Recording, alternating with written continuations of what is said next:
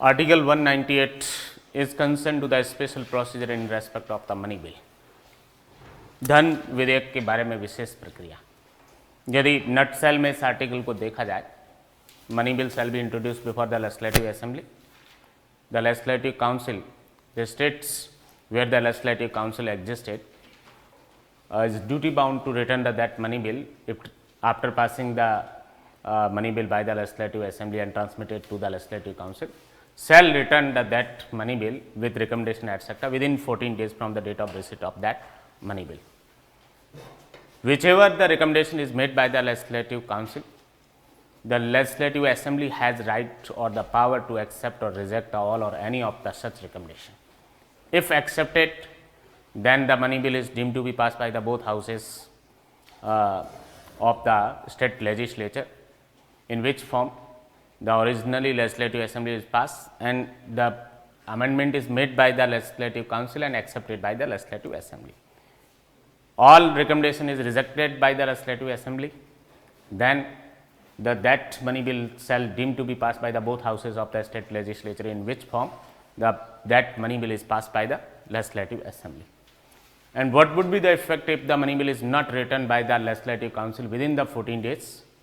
At the expiration of the said 14 days, that money bill shall be deemed to be passed by the both houses of the state legislature in the form in which the legislative assembly passed that money bill. Hindi में आप देखेंगे अनुच्छेद 198 को, धन विधेयक विधान परिषद में पेश नहीं होगा। इसका क्या मतलब हुआ? विधानसभा में ही पेश होगा। और इसको 207 के क्लॉज 1 के साथ भी देखना है, राज्यपाल की पूर्व सिफारिश या पूर्व अभिशंसा से, प्रायर रिकमेंडेशन ऑफ गवर्नर। धन विधेयक जब कभी भी पेश होगा तो राज्यपाल की पूर्व सिफारिश या पूर्व अभिशंसा से वो पेश होगा। दूसरी बात, धन विधेयक विधानसभा ने पारित करके और विधान परिषद, जिन राज्यों में विधान परिषद है ये उन्हीं में लागू होगा जहां 6 राज्य जहां पर विधान परिषद है, विधान परिषद को भेजा जाएगा। तो विधान परिषद की ये ड्यूटी है कि वो 14 दिन के भीतर उस मनी बिल को प्राप्त करने या धन विधेयक को प्राप्त करने से 14 दिन के भीतर अपने सिफारिश या अभिशंसाओं सहित जो है वो उस धन विधेयक को वापस है वो विधानसभा को भेजे। जो कुछ भी सिफारिशें की गई है विधान परिषद के द्वारा, उसको मानना या न मानना ये विधानसभा का अधिकार है। वो स्वीकार भी कर सकती है और अस्वीकार भी कर सकती है। यदि स्वीकार कर लेती है तो स्वीकार किए गए संशोधन सहित जो है वो विधेयक दोनों सदनों द्वारा है वो पारित मान लिया जाएगा। यदि अस्वीकार कर लेती है सभी संशोधन को या अभिशंसाओं को, तो ऐसी कंडीशन में विधानसभा ने जिस रूप में उस धन विधेयक को पारित किया था उसी रूप में दोनों सदनों द्वारा पारित समझा जाएगा। और 14 दिन में यदि धन विधेयक को नहीं लौटाया जाता है विधान परिषद के द्वारा, तो उसका क्या प्रभाव होगा? 14 दिन की समाप्ति के बाद वो धन विधेयक जो है वो दोनों सदनों द्वारा इस रूप में पारित समझा जाएगा जिस रूप में विधानसभा ने उसको पारित किया था।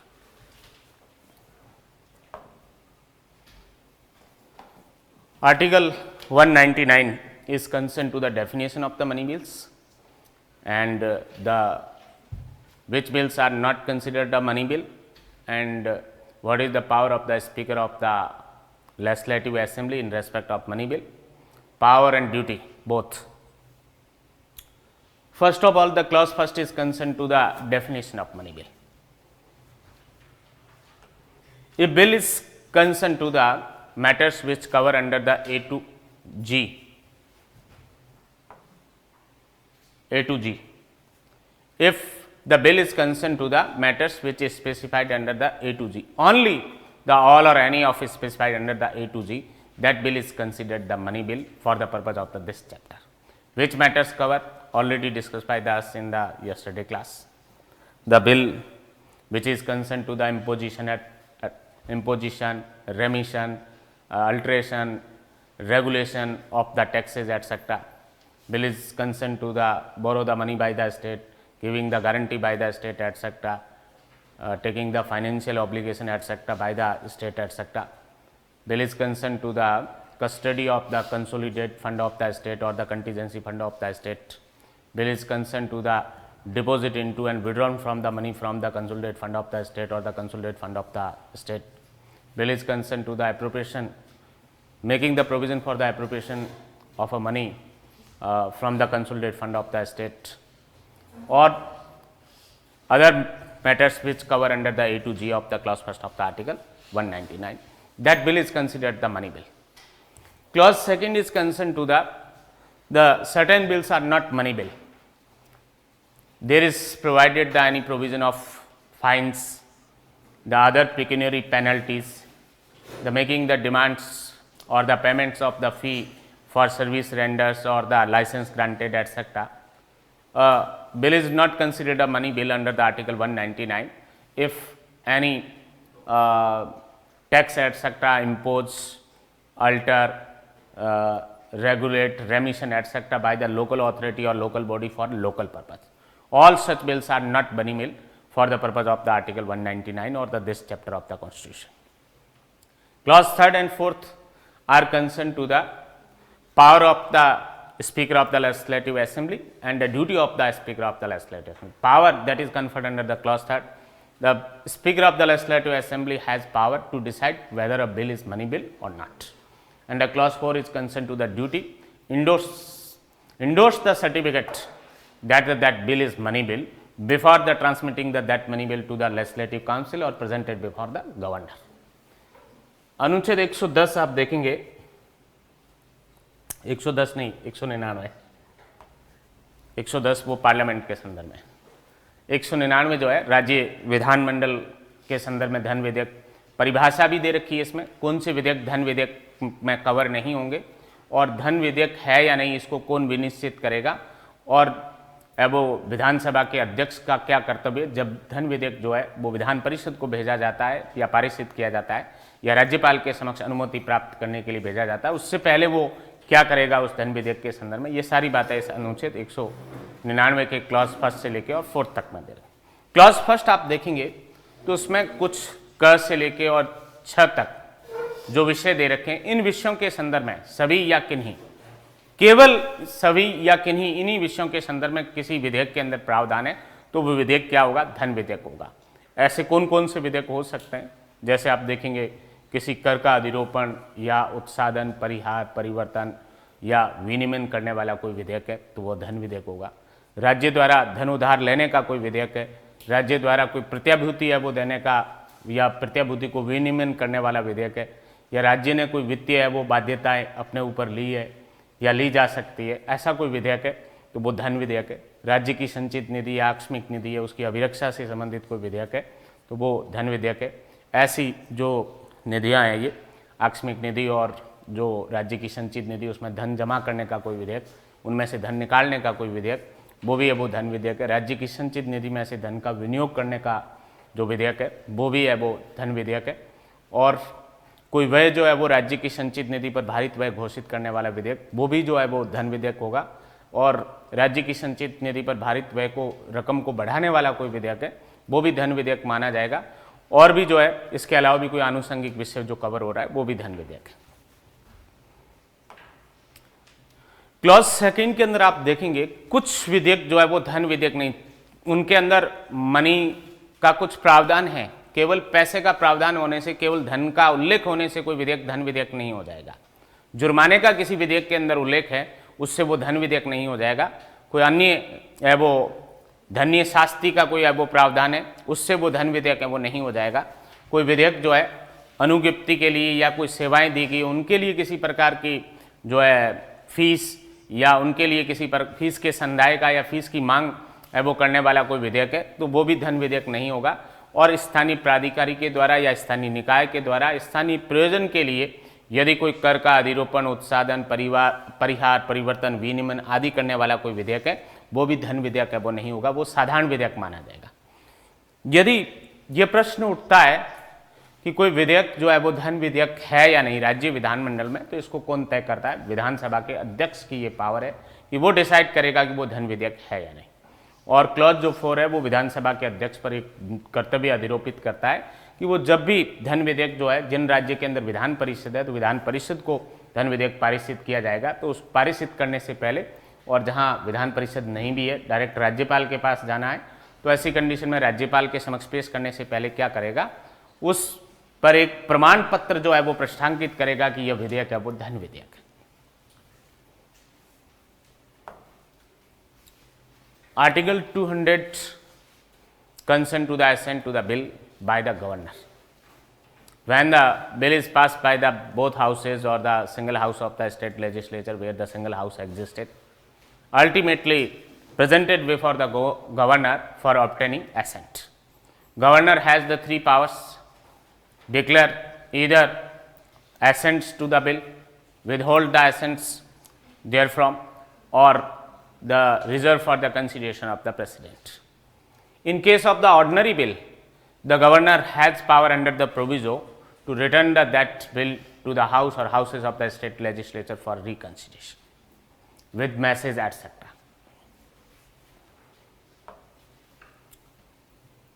If the bill is passed by the state legislature and consent to the derogatory to the power of the high courts and the change, with that is the endangered to the position of the high court in constitution, in that case the governor is not competent to give the assent to that bill. Mandatorily, that imperatively that bill is reserved for the consideration of the president. Hindi में आप देखेंगे अनुच्छेद 200, राज्यपाल की विधेयकों पर है वो अनुमति देने की शक्ति है। राज्य विधानमंडल के दोनों सदनों या जहां एक सदन है जिन राज्यों में, वहां विधानसभा के द्वारा विधेयक पारित होने के बाद राज्यपाल के समक्ष वो रखा जाएगा अनुमति प्राप्त करने के लिए। राज्यपाल उसमें 3 प्रकार की शक्तियां रखता है सामान्यतः। प्रोविजो को देखा जाए तो 4 प्रकार की शक्ति है उसके पास। पहली शक्ति उसके पास क्या है, वो घोषणा कर सकता है कि वो उस विधेयक पर अनुमति देता है। दूसरा, वो घोषणा कर सकता है कि अनुमति विधारित करता है या रोकता है।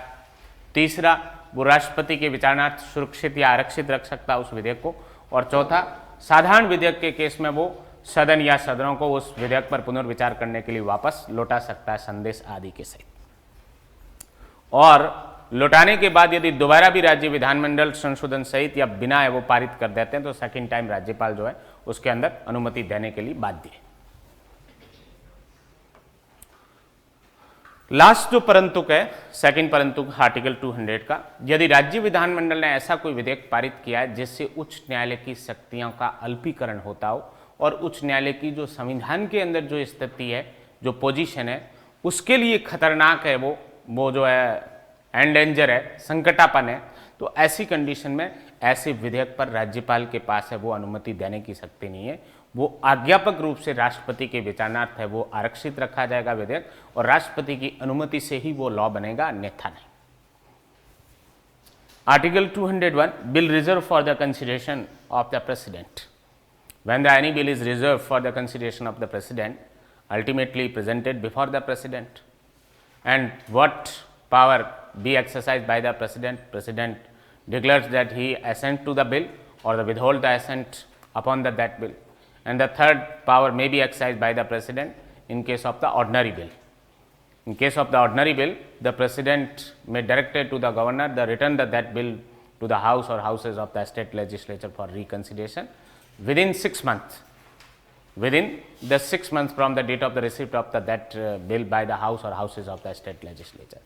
And second time, the state legislature passed that bill and ultimately presented before the president. President is not bound to give the assent upon that bill. President may give assent to that bill and withhold the assent. Absolute veto power may be exercised by the president under the article 201 of the constitution. Which bills,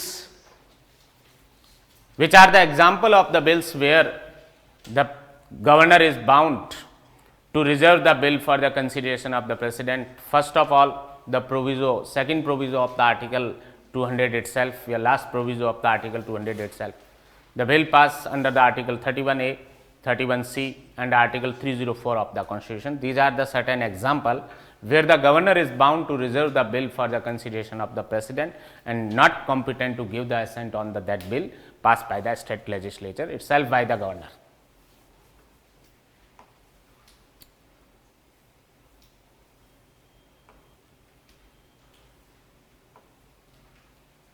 yes, Hindi में आप देखेंगे अनुच्छेद 201, जब राष्ट्रपति के विचारणार्थ विधेयक को है वो आरक्षित रखा गया है तो ऐसी कंडीशन में राज्यपाल उस विधेयक को राष्ट्रपति के समक्ष पेश करवाएगा और ऐसा पेश होने के बाद राष्ट्रपति के पास 3 प्रकार की शक्तियां हैं या तो यह घोषणा करेगा कि वो अनुमति देता है उस विधेयक को, या अनुमति को विधारित करता है या रोकता है ऐसी घोषणा करेगा, या साधारण विधेयक है तो वो राज्यपाल को निर्देश दे सकता है कि उस विधेयक को राज्य विधानमंडल के सदन या सदनों में पुनर्विचार के लिए लौटाए, और उसके साथ मैसेज एटसेट्रा भी भिजवा सकता है।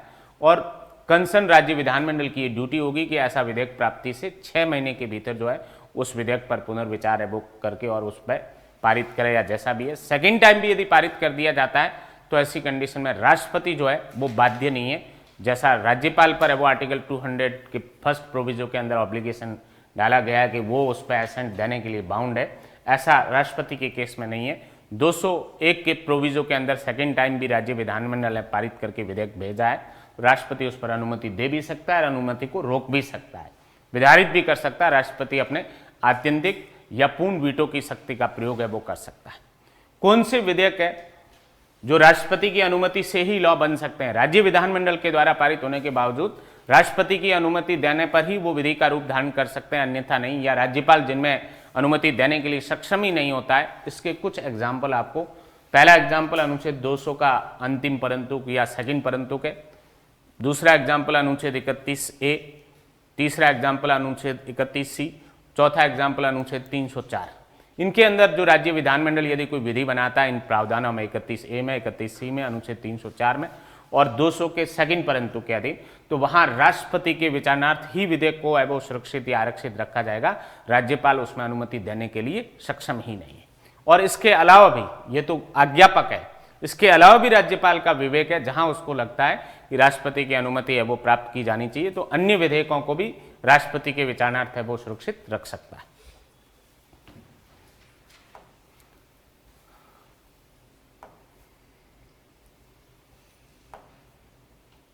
Article 202 Annual Financial Statement of the State Government or the Budget of the State Government। वार्षिक वित्तीय विवरण, राज्य सरकार का वार्षिक वित्तीय विवरण या राज्य सरकार के बजट से रिलेटेड है ये article 202।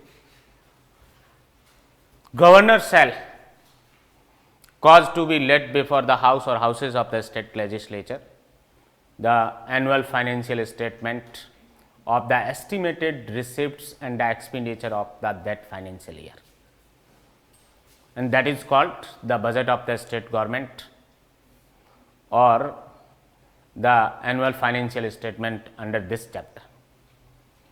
The estimates of the expenditure shall be specified, exhibited in the separate heads, the sums which is required for the meets to the expenditure charged on the consolidated fund of the state declared by this constitution, etc. And the other expenditure shall be exhibited in the distinct head, and the expenditure which is required for the revenue in accounts of the revenue shall be specified or the exhibited in the distinct head, and the other expenditure exhibited in the that budget or the annual financial statement in distinct use or then separately as per the clause 2nd of the article 202. Clause 3rd of the article 202 is concerned to the which expenditure shall be charged on the consolidated fund of the state, like the emoluments and the allowances of the governor and the expenditure relating to the office of the governor, salaries and allowances of the speaker, deputy speaker, chairman or deputy chairman of the legislative assembly or the legislative council, salary and allowances of the judges of high court, and the debt charges for which the state is liable, including the interest, sinking fund charges, redemption charges, other expenditure relating to the raising of loans or the services, redemption of the debt, and the sums required to satisfy the any judgment, decree or the award of the any court or arbitral tribunal pass against the state government, and the last one the any other expenditure which is declared by this constitution or by the legislature of the state by law to be so charged. All these expenditures shall be charged on the consolidated fund of the state. Hindi में आप देखेंगे अनुच्छेद 202 वार्षिक वित्तीय विवरण या राज्य सरकार के बजट से रिलेटेड है। राज्यपाल की ये ड्यूटी है कि प्रत्येक वित्तीय वर्ष के संबंध में वो राज्य के विधानमंडल के सदन या सदनों के समक्ष राज्य के उस वर्ष के लिए जो अनुमानित प्राप्तियां हैं और अनुमानित जो व्यय है उनका एक विवरण है वो पेश करवाएगा या रखवाएगा वित्त मंत्री के माध्यम से सदन और सदनों के समक्ष, और इसको जो है इस भाग के अंदर वार्षिक वित्तीय विवरण या राज्य सरकार का बजट कहा जाएगा। ये जो वार्षिक वित्तीय विवरण होगा इसके अंदर जो व्यय के अनुमान होंगे एक्सपेंडिचर के, उनको अलग अलग हेड में मेंशन किया जाएगा। संविधान के अंदर राज्य की संचित निधि पर भारित व्यय जो है उनके लिए अपेक्षित राशियां उनको अलग हेड में या एक पृथक है वो शीर्षक के अंदर है वो वर्णित किया जाएगा। राज्य की संचित निधि में से किए जाने वाले अन्य जो व्यय हैं उनकी पूर्ति के लिए जो अपेक्षित राशियां हैं उनको अलग से है वो दर्शित किया जाएगा बजट के अंदर, और राजस्व लेखे होने वाले व्यय और अन्य व्यय उनको भी डिफरेंट या अलग है वो वर्णित किया जाएगा बजट के अंदर या वार्षिक वित्तीय विवरण के अंदर। कौन से चार्जेज है या व्यय है वो राज्य की संचित निधि पर भारित होंगे, ये क्लॉज 3 में एक्सप्लेन किए गए। राज्यपाल की जो उपलब्धियां और भत्ते हैं, राज्यपाल पद के जो खर्चे हैं या व्यय ये राज्य की संचित निधि पर भारित होंगे। विधानसभा अध्यक्ष, उपाध्यक्ष, विधान परिषद के सभापति और उपसभापति के वेतन और भत्ते ये भी राज्य की संचित निधि पर है वो भारित होंगे। उच्च न्यायालय के न्यायाधीशों के वेतन और भत्ते, पेंशन नहीं, वेतन और भत्ते राज्य की संचित निधि पर भारित होंगे। इसी तरीके से यदि राज्य सरकार के विरुद्ध कोई सक्षम न्यायालय की या कोई माध्यस्थम अधिकरण की कोई डिक्री या निर्णय है या पंचाट आदि है, उसके अंदर भी किसी राशि का भुगतान होना है, वो भी राज्य की संचित निधि पर है वो भारित होगा। इस संविधान के द्वारा या राज्य विधानमंडल विधि बनाकर यदि कोई व्यय है वो राज्य की संचित निधि पर भारित है वो घोषित करता है, वो व्यय भी राज्य की संचित निधि में से वो भुगतान किए जाएंगे। राज्य सरकार ने कोई पैसा उधार ले रखा है और उसका ब्याज आदि भी और भी जो चार्जेज एक्सेट्रा है वो भी राज्य की संचित निधि में से वो भुगतान किए जाएंगे या राज्य की संचित निधि पर भारित होंगे। Article 203 procedure in legislature with respect to the estimates.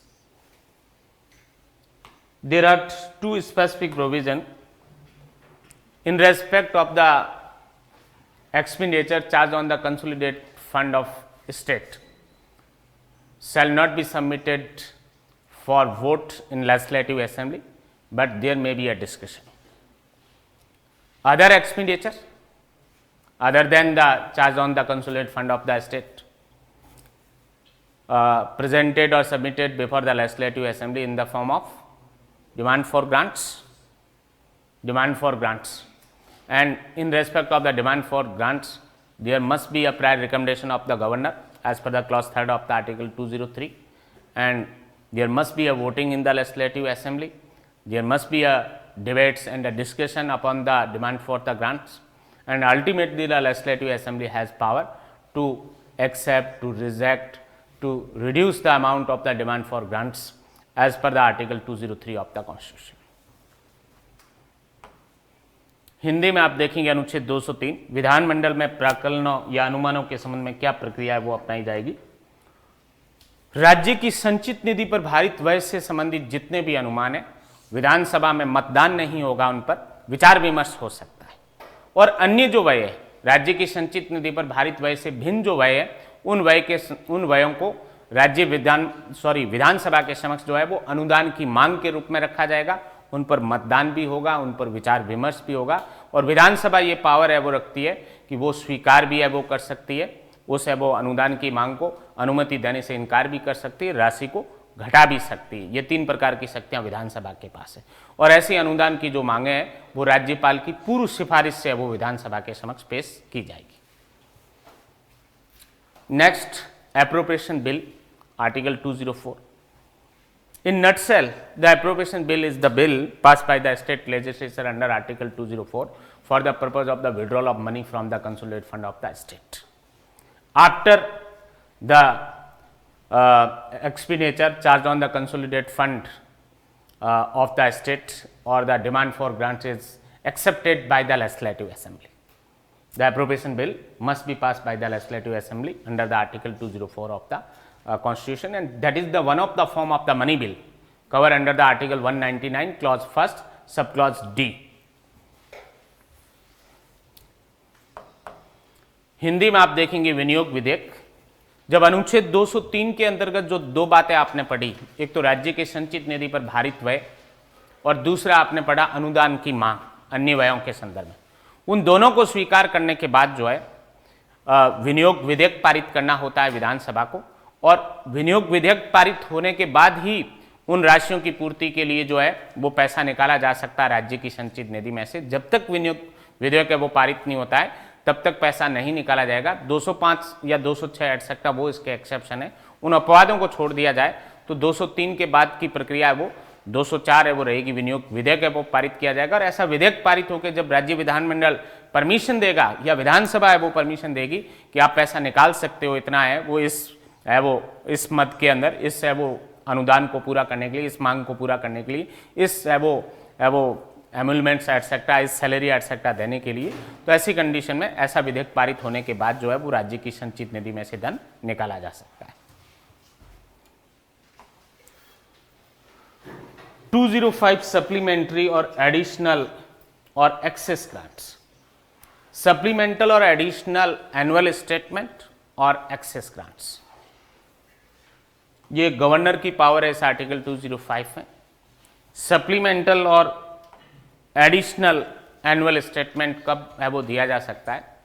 If a particular service for the current financial year is found to be insufficient, if any amount etcetera which is authorized for a particular service which is considered the insufficient for that financial year, or the new service is started, commenced, etc., which is not contemplated in the original annual financial statement. Any one of the condition, the governor has power to cause to be laid before the house or houses of the state legislature a supplemental or additional annual financial statement, or where the amount which is allotted for the that service is already paid etc., and require the another amounts etc. In that case, the governor has the another power to direct it to the legislative assembly etc. to pass the excess grant for that particular service etc. under this article of the 205. And if the any supplemental or additional annual financial statement is passed or let before the house or houses of the state legislature, then the provision of the article 202, 203 and 204 is applicable. Hindi में आप देखेंगे अनुच्छेद 205 अनुपूरक और अतिरिक्त वार्षिक वित्तीय विवरण और अधिक अनुदान।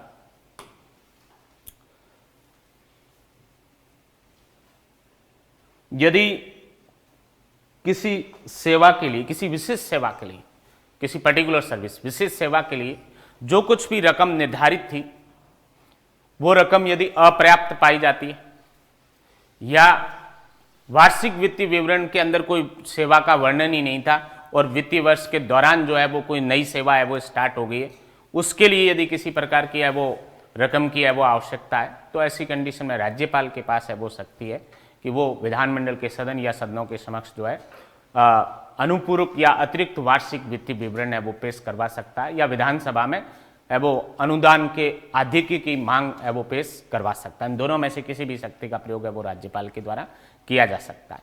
और जब भी यह अतिरिक्त और अनुपूरक जो है वो वार्षिक वित्तीय विवरण है वो रखा जाएगा या रखवाया जाएगा राज्यपाल के द्वारा, तो इस पर अनुच्छेद 202, 203 और 204 के प्रावधान है वो लागू होंगे। वही प्रोसीजर फॉलो होगा जो 202 एटसेट्रा में सेपरेट हेड में उनको मेंशन करना होगा एटसेट्रा जो आपने पढ़ा है, उसके बाद एस्टीमेट पे वोटिंग या डिस्कशन एटसेट्रा वो होगा और अल्टीमेटली अप्रोप्रिएशन बिल है वो पारित होगा और फिर जाके वो अमाउंट है वो विड्रॉ होगा।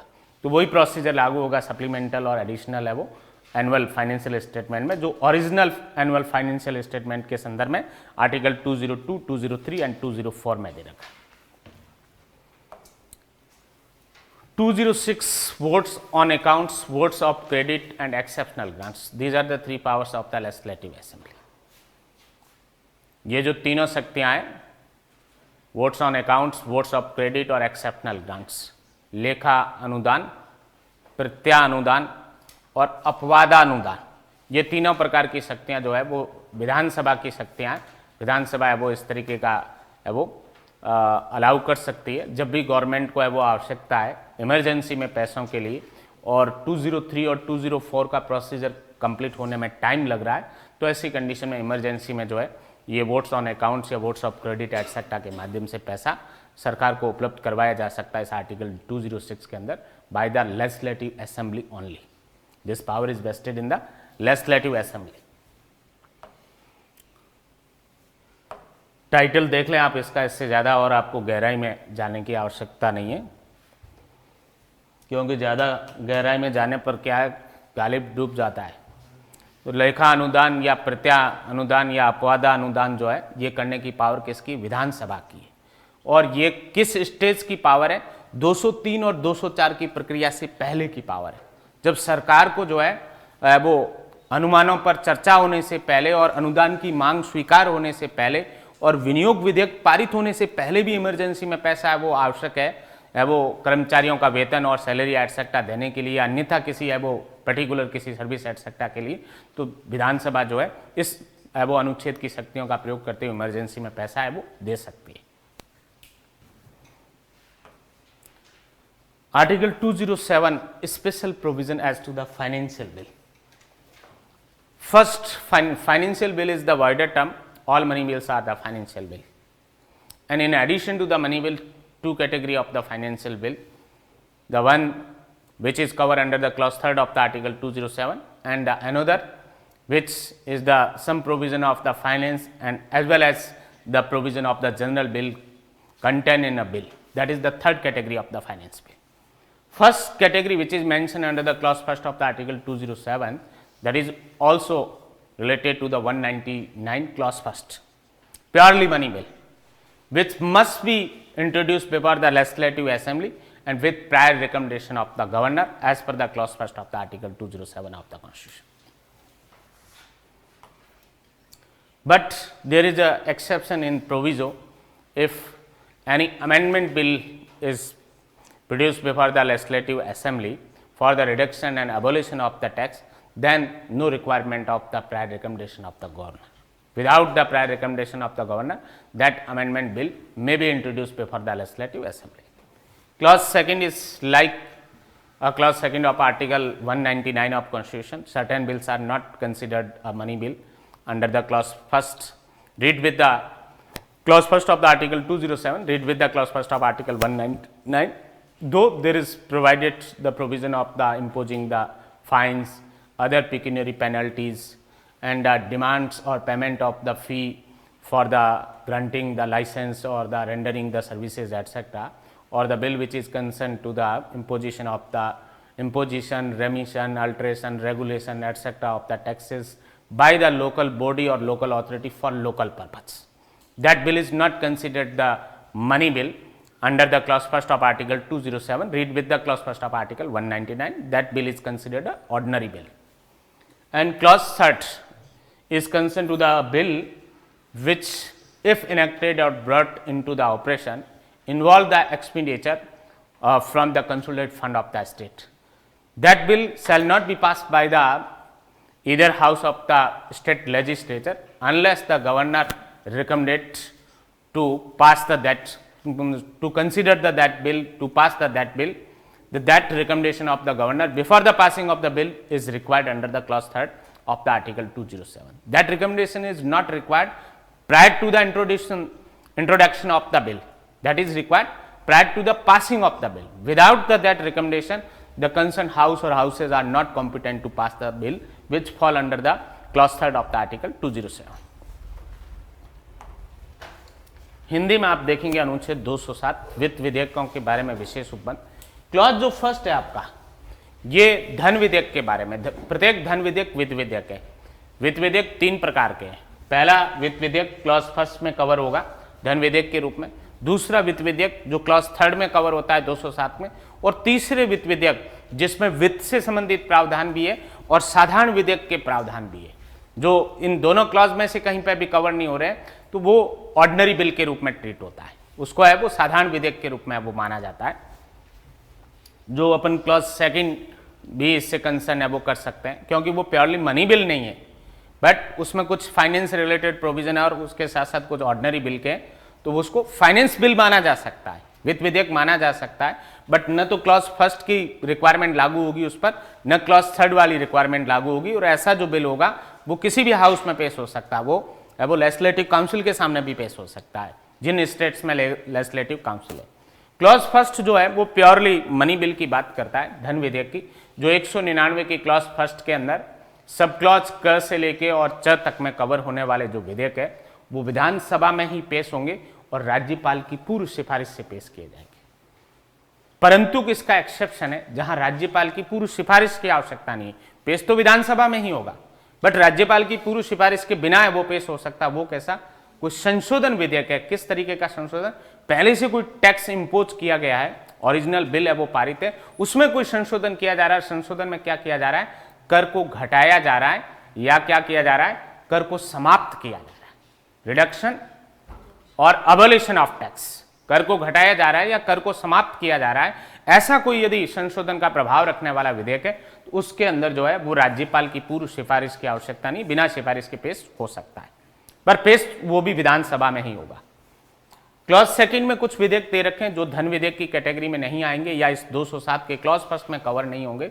ऐसे विधेयक जिसमें कोई जुर्माने का अधिरोपण किया गया है या धन के रूप में किसी शास्ति का अधिरोपण किया गया है या कोई सेवा जो दी गई है या अनुज्ञप्ति प्रदान की गई है उसके बदले किसी प्रकार की फीस की मांग किया जाने वाला कोई विधेयक है या उसका संदाय किए जाने का वो अपेक्षा करने वाला कोई विधेयक है या किसी स्थानीय प्राधिकारी या स्थानीय निकाय के द्वारा स्थानीय प्रयोजनों के लिए कर का अधिरोपण, उसका परिवर्तन, उत्साधन आदि से संबंधित, विनियमन से संबंधित कोई विधेयक है तो वो धन विधेयक है वो नहीं होगा, उसको साधारण विधेयक के रूप में वो ट्रीट किया जाएगा।